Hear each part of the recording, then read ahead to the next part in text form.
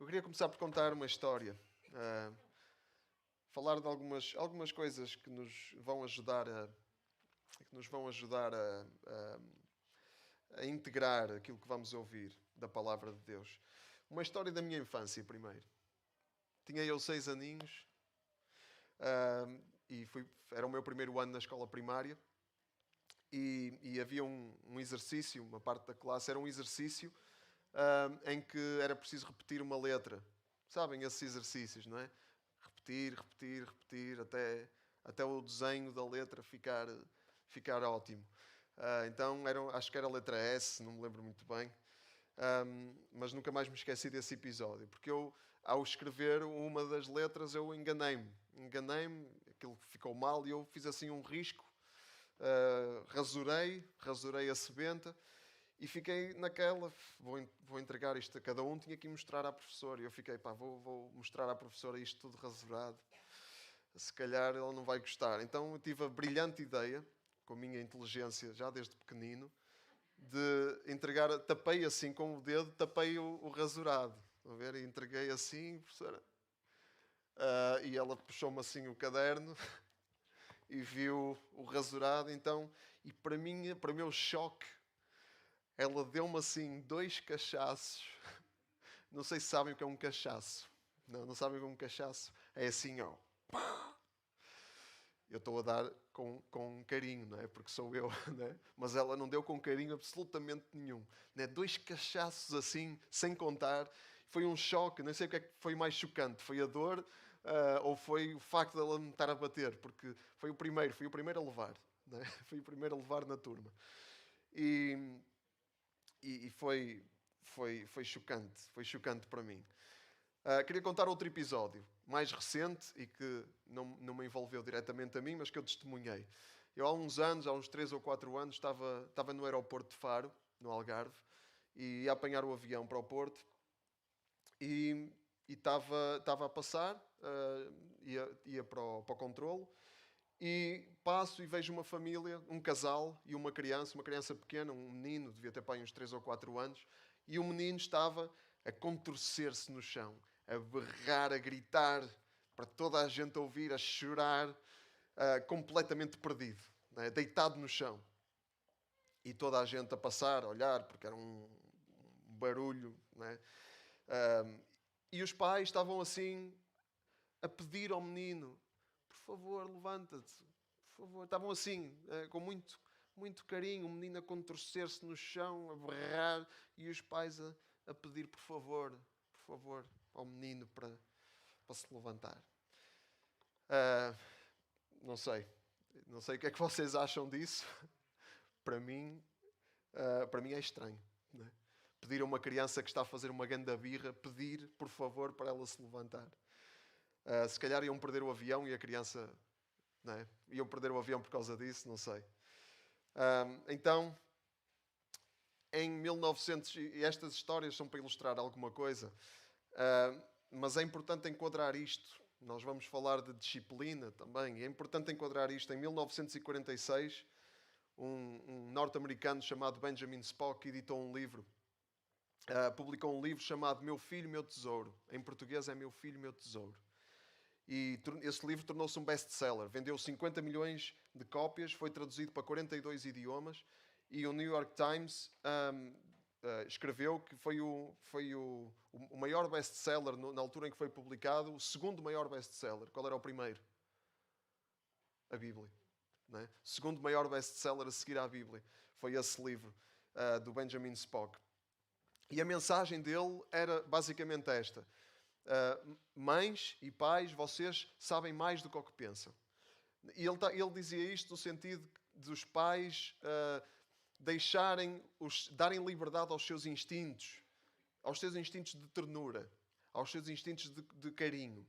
Porque o Benjamin Spock viveu numa altura, era a altura também da minha professora primária. Não é? Era uma altura em que era um regime militar na família.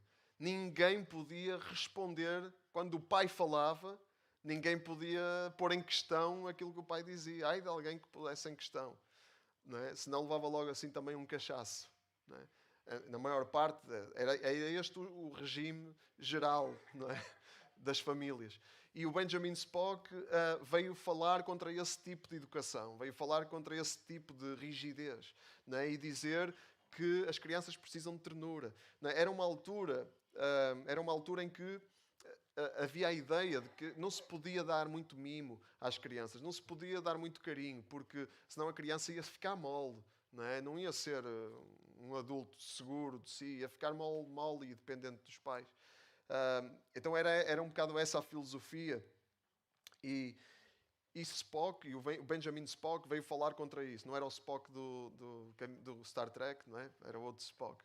Veio falar contra isso e oportunamente, porque de facto não era saudável, não é? Não era saudável. Mas porque o ser humano é naturalmente desequilibrado, o ser humano passou desse regime, isto estamos a falar do mundo ocidental, não é? Passou desse regime para um regime em que a disciplina está ausente, em que os filhos é que mandam nos pais, basicamente. Como aquele filho no aeroporto, ele é que mandava. Ele estava ali, queria ficar ali e os pais só podiam pedir por favor. Se a criança não quisesse, pronto, é a vontade da criança que prevalece. Não é? Então passamos desse regime passamos de um regime desequilibrado para outro regime desequilibrado, que é a ausência de disciplina. E pronto, e nós agora vivemos num mundo meio esquizofrénico, não é? Um mundo em que, por um lado, sabemos que as crianças precisam de educação, acho que todos sabemos disso, as crianças precisam de educação. Por outro lado, existe a ideia e a filosofia que as crianças devem poder escolher, por exemplo, o seu género até. Não é? Há essa ideia que as crianças temos que dar liberdade às crianças para escolher o seu género. Não se pode. Há famílias que não educam os seus filhos para ser menino nem menina. Educam assim, num vazio de género, para a criança, quando tiver a idade suficiente, poder decidir o seu género. Não é? Isso e aquela ideia de que não vamos impor uma religião às criancinhas. Não é? Isso é abuso infantil. Temos que deixar as crianças crescerem e depois então aí escolhem se querem seguir alguma religião ou não. Não é? Mas ninguém pergunta às crianças se elas querem ir para a escola. Alguém pergunta?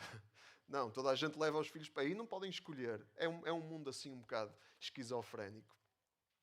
E Deus? O que é que Deus tem a ver com isto? O que é que Deus tem a dizer sobre esta questão da disciplina? Sobre esta questão? Deus tem muito a dizer sobre tudo isto. Sobre desenvolvimento, sobre educação, sobre crescimento, sobre disciplina e sobre justiça também. Sobre justiça. E isto é já algo diferente. Nós vamos distinguir estas duas coisas. Uma coisa é disciplina corretiva. Né? Uma coisa é disciplina corretiva. Disciplina vem de uma palavra em latim, da palavra discípulos, que é a raiz da palavra discípulo. Então, disciplinar alguém é discipular essa pessoa. É alguém que está a ser instruído, está a ser ensinado, está a ser corrigido, está a ser moldado. A disciplina é o regime do discípulo. É algo que dói, que não é agradável. Ninguém gosta de ser corrigido. Custa. Mas o fim dessa correção é qual? É a felicidade de quem é corrigido. Mesmo que doa bastante. E às vezes dói muito ser corrigido. E a disciplina de Deus, quando nós olhamos para a disciplina de Deus e pensamos em como Deus disciplina, muitas vezes parece extremamente duro, parece até impiedoso. Né? E é uma imagem boa, que é esta. Uma pergunta: alguém aqui ficaria impávido e sereno a ver o seu filho ser cortado com uma faca? Alguém aqui ficaria impávido e sereno? Olha, há pelo menos uma situação em que não só ficaríamos impávidos e serenos, como até pagaríamos para fazerem isso. Qual? Se a pessoa que estivesse a cortar fosse um cirurgião e se a faca fosse um bisturi. Não é? Porquê? Porquê é que nós somos capazes de sujeitar as crianças a um procedimento tão invasivo?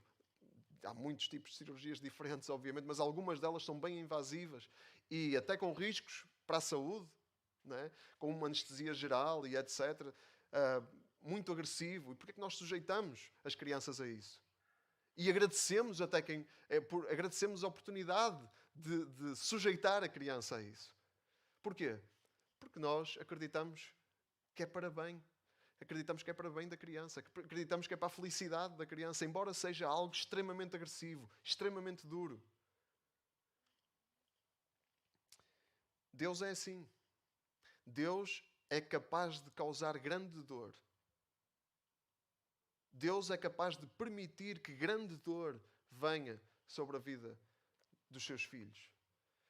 Porque Ele tem em vista um bem maior. Ele tem em vista a felicidade. E o caminho da felicidade é um caminho de sofrimento também. É um caminho também de sofrimento porque não se cresce sem sofrer. Não se cresce sem correção. Não se cresce sem disciplina.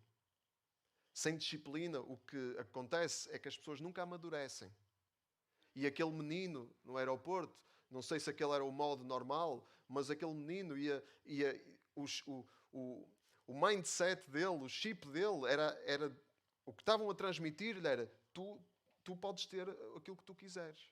Quando ele for trabalhar, quando ele crescer e for trabalhar, se calhar vai achar também que ninguém tem o direito de o obrigar a fazer nada. Tem que lhe pedir amorosamente para ele cumprir aquilo que tem que fazer. Então, estamos a falar de disciplina corretiva. Né? É um tipo de disciplina que dói, mas que tem em vista um bem maior. E depois há outro tipo de dor, de procedimento doloroso da parte de Deus, que é bem diferente deste, mas que à primeira vista parece igual, que é a justiça retributiva.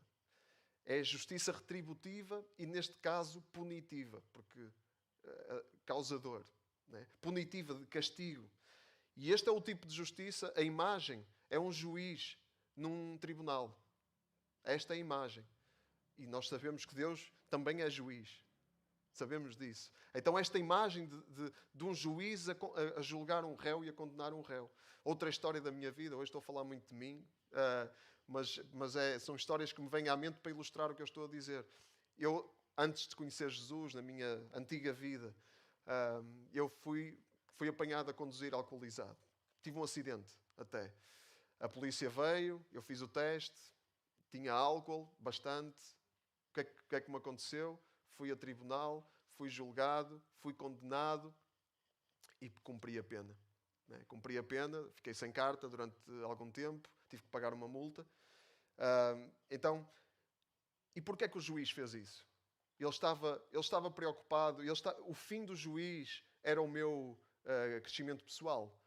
Se calhar, uma parte do sistema penal é isso. Mas ele não me conhecia de lado nenhum. Nem eu conhecia a ele. Ele não estava minimamente preocupado, ou pelo menos não demonstrou isso. Se estivesse minimamente preocupado com o meu bem-estar e com a minha felicidade. E eu fui lá para ser castigado por um crime que eu cometi. Ponto final. E ele estava lá para administrar a pena.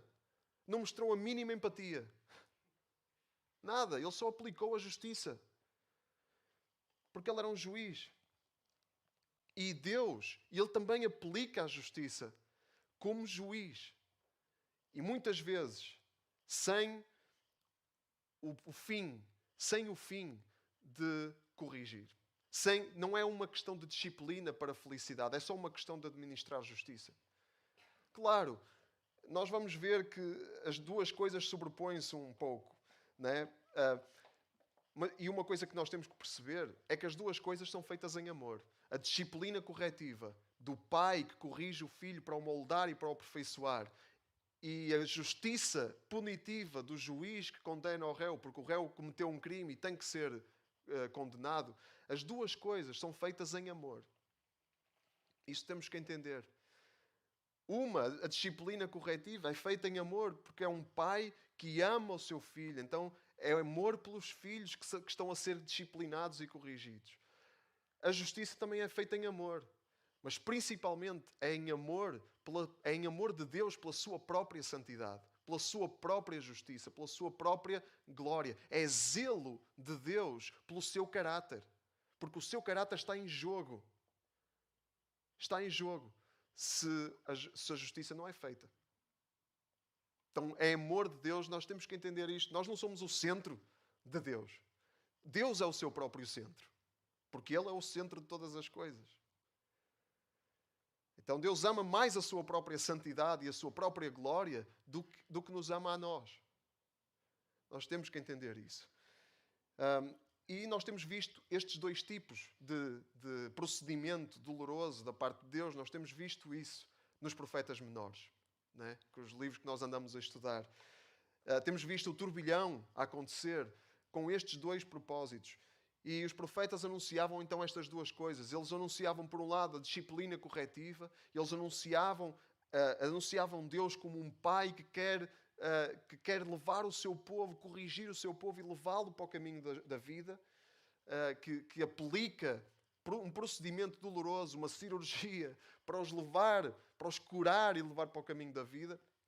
E temos também a justiça retributiva ou punitiva, né? Aplicada sobre quem? Sobre quem não quer que Deus seja para si mais do que um juiz. É isto que define a justiça punitiva. Quem não quer que Deus seja para si mais do que um juiz, é isso que vai ter. Quem não quer, aliás, melhor dito, quem não quer que Deus seja para si coisa alguma, obviamente um juiz ninguém quer. Quem não quer que Deus seja para si coisa alguma, vai ter Deus como juiz, apenas. Quem quer que Deus seja para si um pai que visa a felicidade pelo aperfeiçoamento, aí vai ter também Deus como pai. Mas quem não o quer como pai, quem não o quer como coisa alguma, vai tê-lo como juiz. Faz sentido? Espero que sim. Porque é isto que nós vemos na Bíblia. E uma coisa que temos que entender, Deus disciplina a quem ama. Em Hebreus 12, 5, é a passagem do Novo Testamento mais esclarecedora sobre a disciplina de Deus. Esta passagem é ouro para isto. Versículo 5 de Hebreus 12 diz: será que já se esqueceram das palavras de ânimo que Deus vos dirige como seus filhos? Meu filho, considere seriamente a correção do Senhor. Não desanimes quando Ele te repreender. É que o Senhor corrige aqueles que ama e castiga aqueles a quem tem por filhos. Sujeitem-se, pois, à correção que Deus vos impõe. Deus trata-vos como filhos. Sim, qual é o filho a quem o seu pai não corrige? Se Deus não vos corrige, como faz com todos os seus filhos, então não são filhos legítimos, mas ilegítimos. Mais ainda, os nossos pais corrigiam-nos e nós continuávamos a respeitá-los. Com muito mais razão, devemos então aceitar as correções do nosso Pai Celestial para obtermos a vida eterna. Os nossos pais terrestres corrigiam-nos conforme achavam justo nesta curta vida, mas o Pai Celestial corrige-nos para nosso próprio bem, a fim de virmos a participar da sua santidade. Claro, ao recebermos uma correção, isso não nos dá alegria, mas sim tristeza. Porém, mais tarde, produz frutos de paz e de justiça naqueles que a aceitam. Por isso, levantem as vossas mãos cansadas, fortaleçam os vossos joelhos fracos, andem sempre pelos caminhos direitos, para que aquele que anda coxo não fique pior, mas venha a sarar. Para que é que serve a correção de Deus? Vemos aqui, a disciplina de Deus serve para quê? Para obtermos a vida eterna, versículo 9. Versículo 10, para participarmos na santidade de Deus. Deus quer nos moldar para nós participarmos a cada vez mais na sua santidade. Sermos santos como Ele é santo. Esse é o objetivo. Claro, ao recebermos uma correção, isso não nos dá alegria nenhuma. Ninguém gosta de ser corrigido. E é normal não gostar. É da massa que nós somos feitos. Não é? Ou é da massa, enfim, contaminada pelo pecado que nós temos. Queremos rejeitar isso. Mas não nos dá prazer. Mas mais tarde, o que é que produz na nossa vida? O que é que produz a correção? Frutos de paz e de justiça. Olhamos para trás e percebemos, eu precisava daquilo, eu precisava de ser corrigido, eu precisava de ter as consequências negativas para o erro que eu cometi, e isso foi bom para mim, para eu não voltar, para eu perceber qual é o caminho, para eu amadurecer. Quem não é corrigido nunca amadurece.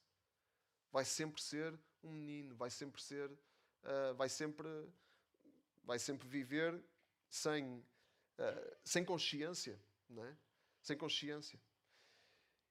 Então, agora, quem não quer a disciplina de Deus, como diz aqui, não é filho legítimo, não é filho. É o quê? É um bastardo, um filho ilegítimo. Não é filho. É isso que o autor aos Hebreus quer dizer. Não é? Quem rejeita a disciplina de Deus não é filho. Rejeitou o amor de Deus e escolheu o quê? Rejeitou a disciplina corretiva de Deus e escolheu o quê? Escolheu a justiça punitiva. Escolheu ter Deus como juiz. Rejeitou como pai, ficou com o juiz. É só essa a escolha que há. Quem tem Deus como pai não precisa ter medo. Porque ele é um pai perfeito, perfeitamente equilibrado. Ele não é como a minha professora primária e também não é como aqueles pais no aeroporto. Ele é o equilíbrio perfeito. Então não há razão para ter medo, porque ele é um pai de amor. E 1 de João 4,16 diz-nos exatamente isso. 1 de João, uma passagem também muito conhecida. Nós sabemos e acreditamos que Deus nos ama. Deus é amor. Aquele que vive no amor permanece em Deus e Deus nele. Deste modo, o amor de Deus torna-se perfeito em nós, a fim de termos confiança no dia do juízo. Pois tal como Ele é, também nós somos neste mundo. O amor não conhece o medo. O amor verdadeiro afasta o medo. Quem tem medo receia o castigo. E por isso quem tem medo não é perfeito no amor. Quem vive no amor de Deus, quem permanece em Deus e Deus permanece nele, tem confiança. Não tem medo do castigo. Porque Deus para ele é primariamente um pai. Sim, Deus não deixa de ser juiz, mas Deus, os seus filhos os seus filhos estão isentos da condenação. Estão perante um Deus que é juiz, mas não têm absolutamente medo nenhum da condenação, porque não há nenhuma condenação para aqueles que estão em Cristo. E já agora, como é que nós temos esta segurança? Como é que nós sabemos que não precisamos ter medo? Como é que nós sabemos que o amor de Deus é real? Temos que ir um bocadinho mais atrás em 1 de João 4, no versículo 9, um bocadinho mais atrás. Diz, foi assim que Deus mostrou o seu amor para connosco. Como? Enviou o seu Filho único ao mundo para recebermos a vida por meio dele. E esse amor consiste nisto. Não fomos nós que amamos a Deus, mas foi Ele que nos amou e nos enviou o seu Filho para ser sacrifício da expiação pelos nossos pecados. Como é que nós temos esta segurança de que Deus nos ama? Porque Ele já provou o seu amor para connosco ao enviar o seu Filho único para morrer por nós, para dar a sua vida por nós e para ser sacrifício da expiação pelos nossos pecados. Na cruz, Jesus levou sobre si toda a justiça punitiva de Deus. Ele levou sobre si todas as condenações e todas as sentenças de Deus. Jesus levou-as sobre si. A conta, a dívida, a sentença, a pena que estava sobre cada um de nós, tudo isso foi lançado sobre Jesus. E Ele cravou tudo isso na cruz. E essa é a dimensão do amor de Deus. E isso diz-nos o que é que Deus quer ser para nós. Deus não nos quer condenar. Deus quer que sejamos seus filhos e tenhamos toda a confiança diante dEle. E então, como filhos, nós temos que entender aquilo que vem à nossa vida neste prisma. Se há dor na nossa vida, se há sofrimento na nossa vida, às vezes muito doloroso, às vezes sem razão aparente, apenas vem, apenas aparece. Nós temos que entender isso. Não vamos pôr em questão o cuidado de Deus para connosco. Não vamos pôr em questão o amor de Deus para connosco.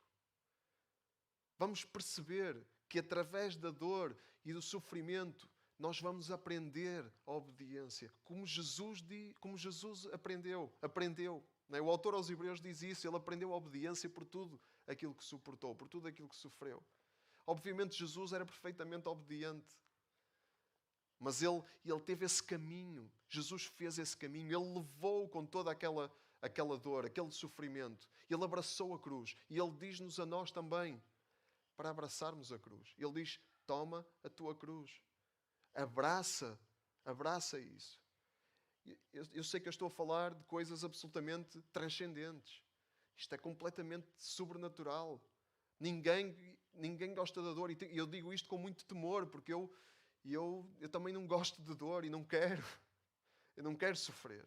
Mas quando isso acontece na nossa vida, vamos pensar naquilo que Deus quer ser para nós. Vamos pensar que Deus nos quer disciplinar, discipular, que Deus nos quer moldar, que Deus nos quer aperfeiçoar. E se Ele permite que certas coisas venham sobre a nossa vida, é para nos levar mais longe. Nem sempre esta vida, e nem sempre nós vemos o fruto disso nesta vida, mas nós estamos nesta vida com olhos na eternidade, com olhos na perfeição, e é esse caminho que estamos a fazer. Então, se estamos a colher coisas dolorosas na nossa vida, às vezes são coisas óbvias que têm a ver com comportamentos e decisões nossas. Se eu não tiver cuidado com o que como repetidamente, eu vou ficar doente do estômago. Não é? E digo isto por experiência própria. Não é? Mas às vezes são coisas que nós não percebemos de onde é que vem, porquê é que isto me está a acontecer. Então aí nós temos que olhar para aquilo que Deus deseja ser para nós e não duvidar do seu amor e do seu cuidado por nós. E nos profetas menores nós vemos ambas estas situações a acontecer. A disciplina corretiva e a justiça punitiva, a justiça retributiva de Deus. Deus está a retribuir consequências, Deus está a aplicar justiça ao mal que foi feito. E o próximo profeta, nós chegamos ao último profeta menor antes da destruição de Israel, antes da destruição de Jerusalém, antes da destruição de Judá. São os chamados profetas pré-exílicos, antes do povo de Israel ser remetido ao exílio na Babilónia. E Sofonias, ele profetizou neste contexto. Profetizou no tempo do rei Josias. Foi antes das coisas começarem mesmo a descambar. Antes da destruição chegar. O rei Josias foi um dos melhores daquele tempo. Né? O rei Josias, quem se conhece a história do rei Josias, foi um rei que procurou fazer reformas para Israel voltar aos caminhos do Senhor. Encontraram o livro da lei no templo, foram dar-lhe o livro da lei, ele ficou maravilhado com o livro da lei, então começou a ensinar o livro da lei, e toda a gente, e a corrigir aquilo que estava mal em Israel. Mas Deus sabia que este tempo não ia durar muito, e por isso Sofonias, num tempo em que havia coisas boas a acontecer, em que o povo estava no caminho, ele profetiza desgraça. Porque Deus sabia o que é que ia acontecer a seguir. Ele envia o seu profeta para dizer isso, para falar sobre isso. E Sofonias, ele começa com uma mensagem simpática. Uma mensagem simpática. Sofonias 1, 2, 3. Vou acabar com tudo o que existe sobre a terra. Simpático, não é? Palavra do Senhor. Acabarei com homens e animais, aves do céu e peixes do mar. Acabarei com os malvados e as suas obras escandalosas. Não ficará nenhum ser humano sobre a terra. Palavra do Senhor. Esta mensagem, quando é falada por Sofonias para o povo de Judá, é um exagero. Não é? Naquele contexto era um exagero. É chamada hipérbole, é uma figura de estilo. Não é? Temos que perceber que isto também o estilo literário dos profetas, é poesia. Não é? É um estilo poético. Não é? Então isto é uma hipérbole. Não vai ficar nenhum ser humano sobre a terra. Não é? Nós sabemos que isto não aconteceu. Não é? Mas é uma figura de estilo. Mas quando esta mensagem é falada para nós, no tempo com a revelação que nós temos, não está muito longe da verdade. Não está muito longe da verdade.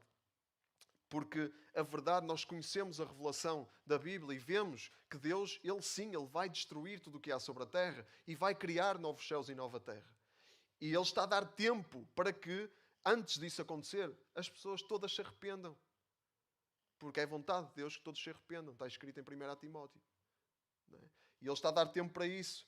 Mas em Apocalipse nós vemos isso claramente. João vê um novo céu e uma nova terra. O primeiro céu e a primeira terra desapareceram. E o mar já não existe. Então Deus vai fazer de novo. Sofonias, ele fala mais sobre isto, sobre esse tempo. Né? E vê-se claramente que isto se aplica não tanto ao contexto de Sofonias, embora também, mas muito mais muito mais à realidade que nós conhecemos da revelação da Bíblia. Não é? Sofonias 1,14. Aproxima-se o grande dia do Senhor, está a chegar com rapidez. Haverá então gritos de desespero e até os mais fortes chamarão por socorro. Será um dia de castigo terrível, de angústia e de aflição, de ruína e destruição. Será um dia de escuridão e trevas e de nuvens sombrias. É o dia do castigo terrível do Senhor. É o dia da justiça punitiva de Deus. São os profetas da desgraça do Velho Testamento, não é? Isto no Novo Testamento não é nada disto. Não? Por acaso é. Jesus fala exatamente sobre isto em Mateus 24. Jesus disse mais: logo depois daqueles dias de aflição, o sol ficará escuro, a lua deixará de brilhar, as estrelas cairão do céu e os poderes celestes hão de estremecer. Então é que há de aparecer no céu o sinal do Filho do Homem, e todos os povos da terra hão de romper em choro e verão o Filho do Homem que vem sobre as nuvens com poder e grande glória. E ele mandará então os seus anjos ao som de uma grande trombeta para reunirem os escolhidos dos 4 cantos do mundo, desde um extremo ao outro dos céus. Então são palavras de Jesus. Isto não é uma coisa dos profetas da desgraça do Velho Testamento. Este tempo vai chegar. É a justiça retributiva de Deus. É a justiça punitiva de Deus. Deus vai punir o mal. Por isso é que vai haver grande choro. Não é? Deus vai... Aqueles que não quiserem a salvação vão ter a condenação. E é a palavra final de Deus. Aqui já não há tempo para disciplina. Já acabou o tempo da disciplina. Já não vai haver mais disciplina, nem ninguém vai ser mais moldado. O que vai acontecer é apenas a justiça de Deus que se vai consumar. É apenas a sentença do juiz.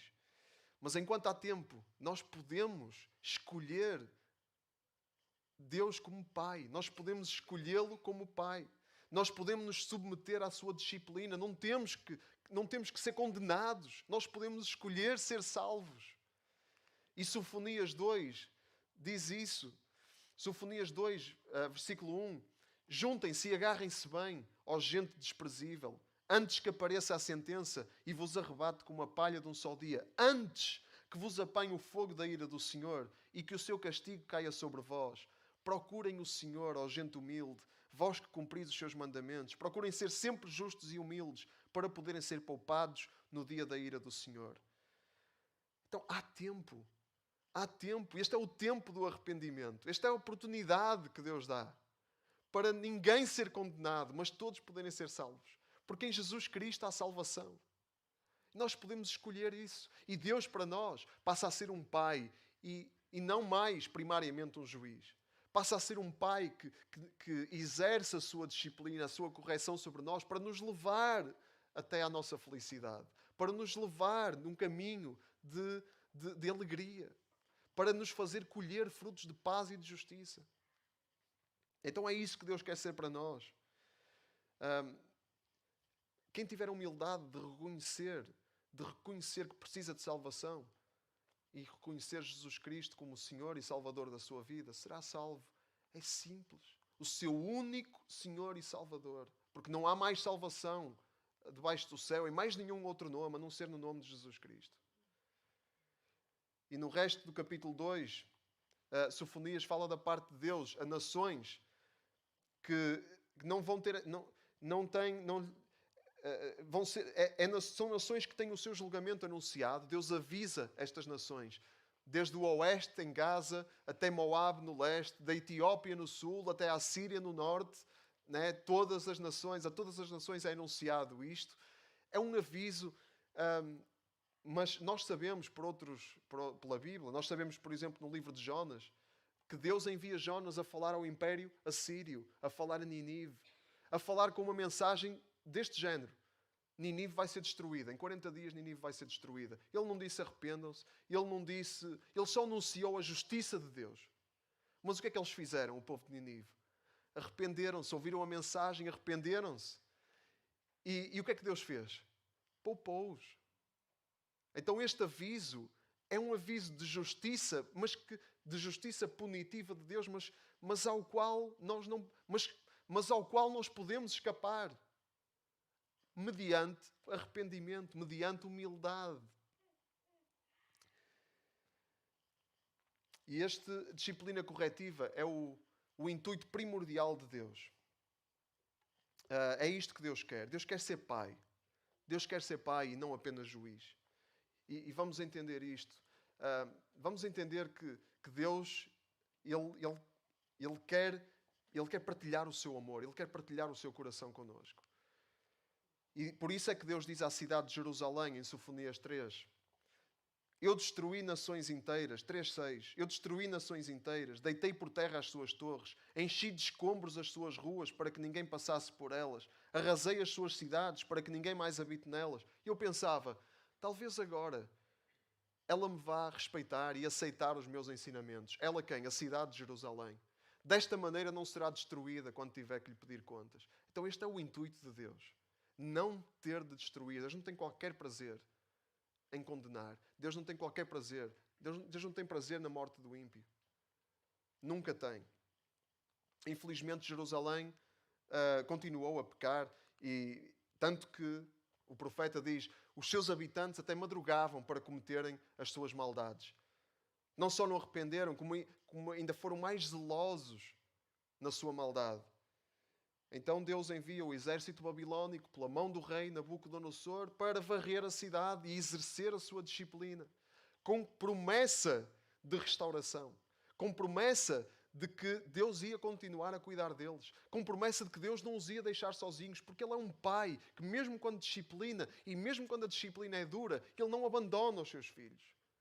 E aquelas nações estavam a ser castigadas por ter prejudicado o povo de Israel. Porque Deus cuida dos seus filhos. Ainda quando os seus filhos estão em disciplina, em processo de serem disciplinados, Deus não admite. Deus guarda-os, Deus protege-os. Deus não admite que outros venham pisá-los. Ou se pisam, Deus também tem algo reservado para eles. E não é bonito. E da mesma forma, e a esperança está aqui, da mesma forma que Sofonias começa a pronunciar, todos serão destruídos. Ele termina com outro tipo de anúncio. Ele termina a dizer que os povos serão purificados. Capítulo 3, versículo 9. Então purificarei os lábios dos povos, para que me possam invocar, a mim o Senhor, e me possam servir de comum acordo. Ele deseja purificar os lábios dos povos. É outra hipérbole, não é? Nós sabemos que nem todos vão ser purificados, nem todos vão querer escolher Deus como Pai. Mas é isto que Deus quer fazer. Ele quer purificar todos, para que todos possam ser salvos e todos o possam servir. Que privilégio poder servir o Rei dos Reis, o Senhor dos Senhores. E esta mensagem era para Jerusalém, mas esta mensagem é para a realidade da qual Jerusalém era uma sombra. Qual é a realidade da qual Jerusalém era uma sombra? A igreja. A nova Jerusalém. Deus está a reunir para si um povo. Deus está a purificar para si um povo. Um povo de filhos que conhece o seu amor. Deus ele vai varrer a terra de tudo o que é mau. A disciplina dele para Israel era esta. No versículo 11 do capítulo 13, ele disse, naquele dia, Israel, não terás que te envergonhar das más ações com que me ofendeste. Qual dia? O dia depois da disciplina. Depois da disciplina, não tem que haver mais vergonha por causa das más ações. Deus disse, eu vou acabar com as tuas gabarulices tontas e não voltarás às tuas insolências. Vou deixar em ti pessoas humildes e pobres, um resto que confiará no Senhor. Este resto são aqueles que se humilham e escolhem Deus, escolhem ter Deus como Pai. E esse povo é a igreja. Esse povo, a igreja como família de filhos. Porque é isso que a igreja é suposto ser. E quando estamos a falar de igreja assim, não estamos a falar daquilo que é visível na igreja. Não estamos a falar da igreja em instituição. Porque sabemos que nas igrejas há muita gente, há algumas pessoas, nem toda a gente é filho de Deus. Nem toda a gente nas igrejas é filho de Deus. Mesmo que pareça, há trigo e há joio. Mas estamos a falar da igreja invisível. Estamos a falar na igreja invisível, no povo que realmente é a igreja, que realmente é filho de Deus, que realmente escolhe e reconhece a Deus como Pai. E esse tempo trará grande alegria. Enche-te de alegria, termina termina Deus assim o livro de Sofonias. Enche-te de alegria, cidade de Sião. Grita de júbilo, povo de Israel. Rejubila e exulta com todo o coração, cidade de Jerusalém. O Senhor retirou as condenações que pesavam sobre ti e afastou de ti os acusadores. O Senhor, Rei de Israel, está no meio de ti. Já não deves ter medo de nada. Não deves ter medo de nada. Não tenhas medo, cidade de Sião. Não fiques de braços caídos. O Senhor teu Deus está no meio de ti. Ele é poderoso e dá-te a vitória. Deus estava a falar isto a um povo que estava prestes a ser disciplinado. Mas com a disciplina, mas mais além da disciplina, vem a promessa de esperança. Vem esta esperança. Não é? Que Deus, Ele tem vitória para nós. Ele tem vitória para nós. Não devemos ter medo de nada, não temos de ter medo de nada, mesmo que sejamos submetidos à sua disciplina. É como nós fazemos com os nossos filhos, quem tem filhos, e é algo óbvio da vida. Quando nós disciplinamos, às vezes é muito desagradável. Quando uma criança vai atravessar a rua sem olhar para os lados, o que é que a gente diz? Ah! E às vezes até, quem é dessa escola de pensamento, não é? Uma palmadinha no rabo para ficar ali a marca, não é? Para ficar ali o choque, para associar a dor ao perigo. Não é? Quem é dessa escola de pensamento? Há quem não seja, não faz mal. Mas a ideia que nós temos é que tem que ser algo desagradável. Um castigo, ficar sem telemóvel, ficar sem tablet. Não é? Tem que ser assim um castigo desagradável para se perceber que não é por ali, que aquilo tem consequências. E nós precisamos disso também da parte de Deus. Nós, filhos, criancinhas pequeninas, diante de um pai soberano e enorme, que sabe todas as coisas, muito mais um pai perfeito ao contrário de nós e ao contrário dos nossos pais. E então nós ficamos em paz, né, diante da sua disciplina. É essa a ideia. Deus quer nos moldar, e é verdade, uma boa parte da disciplina corretiva de Deus, nós não temos que a sofrer. Um pregador, uma vez que eu ouvi, disse que os duros levam mais. Os duros levam mais. Quem desobedece mais, leva mais. Né? Quem se porta pior, leva mais. Então, quando eu sou menos moldável, eu vou precisar de mais disciplina. Quando eu sou mais moldável, eu vou precisar de menos disciplina. Né? Se eu sou uma pessoa irritadiça, se calhar Deus vai pôr à minha volta pessoas muito irritantes para eu treinar a minha paciência. E como é que eu vou ver isso? Vou ver isso. Se calhar se Deus não for nada para mim, eu vou ver isso. Isso para mim vai ser aquilo que eu mereço. É só aquilo que eu mereço. Mas se Deus for um pai para mim, isso para mim vai ser... Eu vou ver isso com os olhos de que Deus está-me a dar uma oportunidade de crescimento. Embora seja doloroso e difícil. Então Deus, Ele quer nos levar para aí. Temos a oportunidade de nos chegarmos a Deus. Quem se afasta dele tem um fim muito mais triste. Os que se afastam de mim vou tirá-los da assembleia para o lamaçal, porque descarregaram sobre mim o peso das suas injúrias. Os que não lhe pertencem têm este fim. E a escolha é nossa. Qual é o caminho que queremos seguir? Queremos pertencer a Deus e entender aquilo que vem de difícil sobre a nossa vida como a prova do amor de Deus por nós e a disciplina que Ele está a exercer em nós. Ou queremos ser lançados fora. Ou queremos que Ele não seja nada para nós e ser lançados fora. Deus, Ele dá-nos esses dois caminhos, estas duas escolhas. O que é que nós queremos? Queremos que Deus seja um pai para nós ou queremos que Ele seja apenas um juiz para nós? Se quisermos, Ele tem todo o desejo. Ele deseja ardentemente adotar-nos como filhos. Ele deseja ardentemente cuidar de nós como um pai cuida dos seus filhos. Ele deseja ardentemente derramar o seu amor sobre nós para nós sabermos que temos alguém que cuida de nós e que não estamos sozinhos. No meio das nossas tribulações também. Queremos pertencer a Deus, queremos fazer parte da sua glória, como Ele diz aqui em Sofonias 3, 19, 20. Deus Deus promete isto a Israel, vai-nos dar renome e glória entre todos os povos da terra, e essa é a oferta de Deus para a igreja. Deus dá-nos vitória, renome, dá-nos glória, mas para isso nós temos que levar a nossa cruz. Nós temos que agarrar a nossa cruz e aceitar a sua disciplina e fazer esse caminho. O caminho estreito, pouco agradável, mas o caminho da vida e que leva à felicidade. E podemos fazer parte deste povo, desta multidão que Deus vai reunir para si. Uma tal multidão impossível de contar, de todas as nações, tribos, povos e línguas.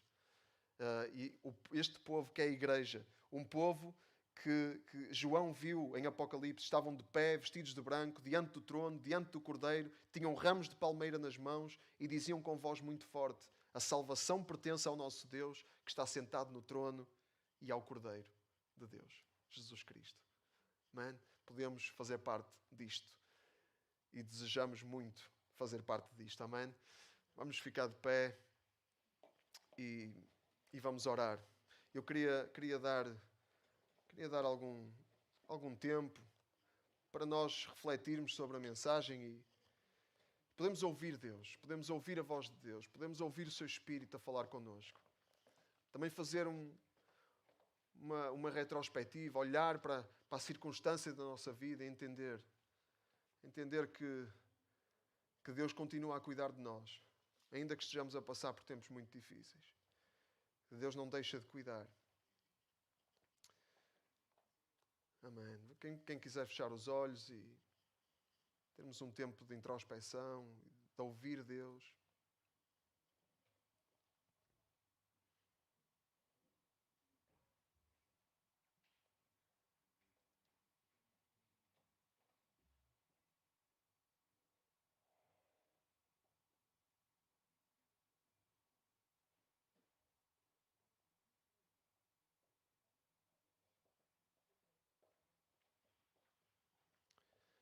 Louvado sejas, Senhor. Queremos nós submeter-nos à Tua disciplina, Senhor. Queremos ser cuidados por Ti como um pai cuida dos seus filhos e não deixar nunca de ter esta convicção, esta certeza de que todas as coisas contribuem para o bem daqueles que amam a Deus, daqueles que são chamados segundo o seu propósito. Deus, e só pode entender isso quem é filho, só pode entender isso quem pertence, quem te tem como pai. E eu oro, Pai, para que nos dês para renoves em nós essa revelação e que nós possamos também ser testemunhas dessa revelação àqueles que nos rodeiam, Pai. Oramos, Senhor, por este mundo a caminhar para o abismo. E oramos para que Tu levantes uma igreja, que nos levantes a nós, que nos envies a nós, para espalhar a esperança, para espalhar a palavra da salvação, o evangelho da salvação, a boa notícia, que diz que não precisamos de ser condenados, mas que podemos ser salvos pela salvação que já foi conquistada para nós, pelo Teu Filho Jesus Cristo. Senhor, que possamos ser testemunhas disso, sal e luz neste mundo, levando a luz da esperança e levando a boa notícia e convidando outros a participar e a fazer parte desta multidão impossível de contar. Este resto pobre e humilde que Tu prometeste, que Tu prometes que deixas, que prometes que proteges, prometes que cuidas. Deus, e nós Te louvamos, Senhor, por podermos ser igreja, Te louvamos por Te podemos pertencer e Te dizemos, Senhor, que queremos nos submeter a Ti. Deus, tem misericórdia de nós e perdoa-nos quando nós resistimos e somos rebeldes e endurecemos o nosso coração e queremos fugir da Tua disciplina. Deus, e duvidamos até do Teu cuidado e duvidamos até do Teu amor por nós. Perdoa-nos por isso, Senhor, e coloca-nos no caminho da certeza e da convicção de que Tu nunca nos deixarás, nunca nos desampararás. Serás sempre um pai amoroso para nós, Senhor, que somos Teus filhos. Se realmente cremos em Cristo Jesus, é essa a nossa condição. Obrigado, Senhor. Em nome de Jesus, nós oramos. Amém. Amém.